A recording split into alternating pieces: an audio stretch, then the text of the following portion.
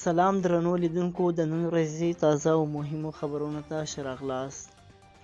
د بلوچستان د سیلګرۍ په یخه سیمه زیارت کې د سیلګرو یو ګاډی ژورې کندې ته لوېدلی دی چې له امله یې 5 کسان مړ شوي او 2 نور ژوبل شوي دي.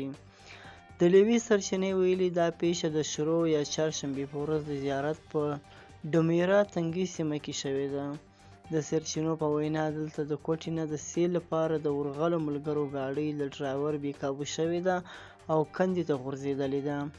سرچینو ویلي دي په دې پیښه کې 5 کسان مړه شوي دي چې پیژندګلو یې د رحیم الدین، نجیب الدین، عبدالله، محمد اعظم او عبدالمالک په نومونو شوې ده. د کوټې د پښتون آباد د سیمې اوسېدونکي وو. او بل خواته په پاکستان کې د محرم پر 10مه د امنیت لپاره د لوړې کچې ګامونه اخیستل شوي وو. په پښتونخوا او بلوچستان کې ځانګړي انتظامات شوي وو چې شیعه مسلمانانو ته تحفظ ورکولی شوی وو. یو شمېر حساس ښارونه تړلی شوي وو. عادي خلک د لارو د بندېدو له وجې له مشکلاتو سره مخامخ وو. همداراز پاکستان د افغانستان پر تازه میوو او سبزیو د ټکسونو کچه زیاته کړې ده.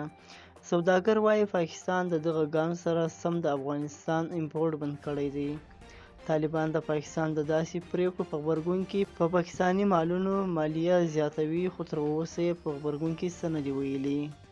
او بل خواته د دوبۍ د واکمن شیخ محمد بن راشد المکتوم لور شیخ مهرا په خپل انسټاګرام خپل خاوند ته 3 طلاق ورکړي دي.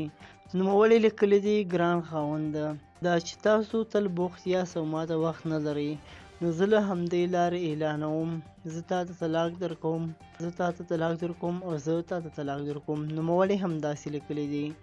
دا و د نننۍ ورځې مهم او تازه خبرونه. سبا نیوز سبسکرایب کړئ او له نورو ملګرو سره هم شیر کړئ.